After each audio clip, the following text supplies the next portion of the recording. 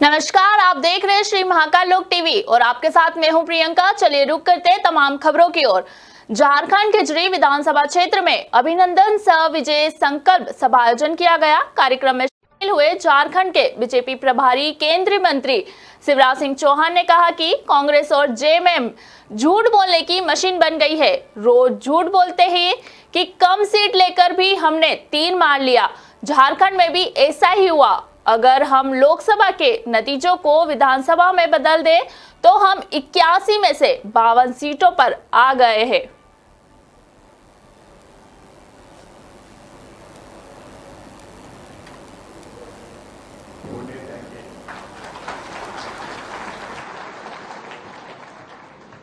लेकिन विरोधी परेशान है, दिल्ली में भी परेशान है। कांग्रेस और जेएमएम तो झूठ बोलने की मशीनें बन गई हैं। रोज झूठ बोलते हैं। एक गलत नैरेटिव कि कम सीट लेके भी हमने तीर मार दिया। झारखंड में भी क्या हुआ? 14 में से हम कितनी सीट जीते हैं? जोर से बताओ, कितनी जीते हैं? हम जीते हैं कि वो ज्यादा जीते हैं? अरे हम जीते। और इसी को विधानसभा में बदल दिया जाए तो कितनी विधानसभा सीटों पे हम आगे रहे? लोकसभा के चुनाव में पता है क्या?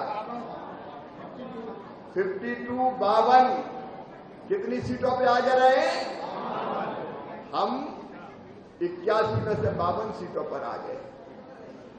इस शानदार सफलता के लिए झारखंड प्रदेश के कार्यकर्ताओं को मैं बधाई देता हूं, उनका अभिनंदन करता हूं। और इससे पहली चीज ये कि लोकसभा के चुनाव हमने शानदार सफलता प्राप्त की है। अब झूठ बोलती रहती कांग्रेस, जेएमएम, कभी अग्निवीर के बारे में झूठ, कभी एमएसपी नहीं दे रही है, झूठ बोलते हैं। अरे तुम्हारी सरकारें जहां होगी वहां गड़बड़ होती होगी। भारतीय जनता पार्टी की सरकारें सब जगह दे रही है। कभी कहते हैं हिंदू हिंसक है। राहुल बाबा, हिंदुत्व की पहचान तुम क्या जानो? अरे एकम सद विपरा बहुधा बदलती हिंदुत्व है, सत्य एक है, विद्वान उसको अलग अलग रास्ते से होने देंगे। इधर राजस्थान के जोधपुर पहुंचे केंद्रीय मंत्री गजेंद्र सिंह शेखावत ने कहा कि कांग्रेस पार्टी जिसने संविधान की हत्या की, जिसने 1975 में आपातकाल लगाकर संविधान को कुचलने का काम किया, कांग्रेस पार्टी और उनके नेताओं ने हाथ संविधान के खून से रंगे हुए हैं। आगे उन्होंने कहा कि आज संविधान की पुस्तक हाथ में लेकर संविधान बचाओ के नारे देते हैं, संविधान बचाओ की बातें करते हैं।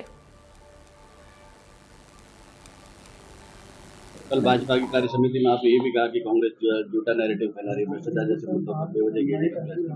देखिए, कांग्रेस ने जिस तरह से झूठ बोलने का काम किया, वो कांग्रेस पार्टी जिसने संविधान की हत्या की, जिसने 1975 में संविधान आपातकाल लगाकर संविधान को कुचलने का काम किया, संवैधानिक संस्थाओं को दबाने कुचलने का काम किया, संवैधानिक संस्थाओं का चीरहरण किया, वो कांग्रेस पार्टी और उसके नेता अब संविधान की पुस्तक हाथ में लेकर के, जिन लोगों के हाथ संविधान की हत्या के खून से रंगे हुए हैं, वो आज संविधान की पुस्तक हाथ में लेकर के संविधान बचाओ का नारा देते हैं, संविधान बचाओ की बातें करते हैं। इस तरह के झूठ बोल करके, झूठा नैरेटिव फैला करके इस विधानसभा चुनाव में कि आरक्षण समाप्त हो जाएगा, इस तरह का झूठा नैरेटिव क्रिएट करके वर्तमान की सरकार एक संप्रदाय और वर्ग विशेष के विरोध में काम कर रही है। इस तरह का झूठा नैरेटिव फैला करके सबका साथ, सबका विकास, सबका विश्वास, सबका प्रयास, इस संकल्प के साथ में देश को विकसित करने के लक्ष्य को लेकर काम करने वाली सरकार की बेवजह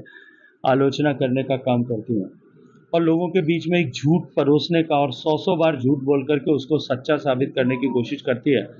लेकिन हम सब ने देखा कि देश की जनता ने परिपक्व मानसिकता का परिचय देते हुए एक बार फिर तीसरी बार पूर्ण बहुमत के साथ एनडीए को सरकार बनाने का सौभाग्यपूर्ण अवसर। चलिए बढ़ते अगली खबर की ओर। देश के कई राज्यों में विधानसभा उपचुनाव परिणाम पर छत्तीसगढ़ के पूर्व मुख्यमंत्री भूपेश बघेल ने कहा कि जब आम चुनाव नहीं होते और उपचुनाव होते हैं तब बीजेपी पिछड़ जाती है।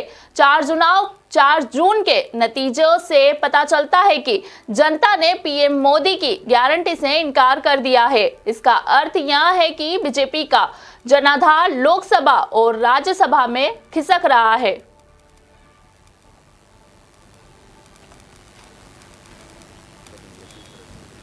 देखिए, जब आम चुनाव नहीं होते और जब इस प्रकार से उपचुनाव होते हैं, भारतीय जनता पार्टी बुरी तरह से पिछड़ जाती है। आप राजस्थान में आप देखें, आपने उसको मंत्री बनाया, मंत्री के रूप में चुनाव लड़ाया, लेकिन वो फिर भी हार गए। तो ये बहुत सारे संकेत, एक बात तो ये है कि मोदी अभी जो 4 जून का जो रिजल्ट आया, उससे जो मोदी की गारंटी है उसे जनता ने अस्वीकार कर दिया। 400 पार की बात करते थे तो 240 में आकर अटक गए।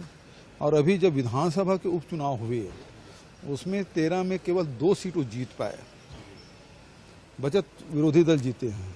इसका मतलब है कि उसका जनाधार खिसक रहा है, लोकसभा में भी और राज्यों में भी। ये स्थिति दर्शाता है। दूसरी तरफ ये भी ये संकेत देता है कि जब बड़े चुनाव होते हैं तब शायद ईवीएम का खेल होता होगा, या ऐसे चुनाव होते हैं उसमें तो कहीं, चाहे वो बद्रीनाथ की बात करो, चाहे वो हिमाचल की बात करो, चाहे उत्तराखंड की बात करो, चाहे कहीं बात करो, भाजपा के खिलाफ में फैसला आते हैं।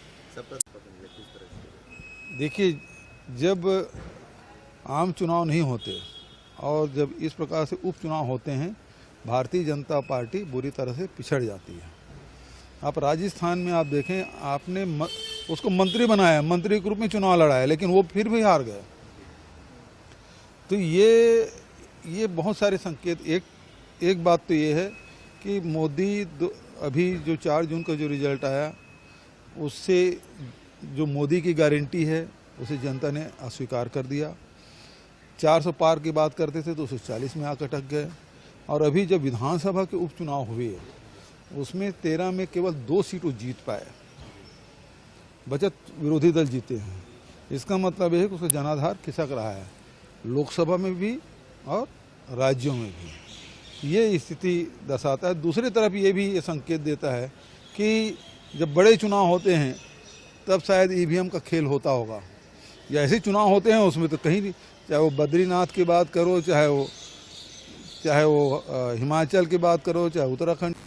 इधर झारखंड के रांची में आरएसएस प्रवक्ता सुनील आंबेकर ने मुस्लिमों की संघ से दूरी के सवाल पर कहा कि मुझे नहीं लगता है कि ऐसा कुछ है। कुछ कट्टरवादी ताकतें हमारे देश और पूरी दुनिया में है जिनके विचार मानवता के खिलाफ है। दूसरे वह लोग हैं जो देश में ओछी राजनीति करते हैं। आगे उन्होंने कहा कि लोग इस तरह की बातें करते हैं कि हमारा देश आगे बढ़ रहा है, महान प्रगति के पथ पर अग्रसर है। और दूसरे वो लोग हैं कि जो अपनी मतलब एक तरीके से देश में ऊंची राजनीति करते हैं, वो लोग इस तरह की बातें करते हैं। मुझे लगता है हमारा देश आगे बढ़ रहा है, बहुत प्रगति की राह पर जा रहा है। और संघ का विचार है कि इस देश में सभी के पूर्वज जो है वो इसी देश के हैं और व्यापक रूप से सभी का हिस्ट्री, इतिहास भी शेयर्ड हिस्ट्री हमारी। तो संघ तो इस व्यापक रूप से सोचता है आगे बढ़।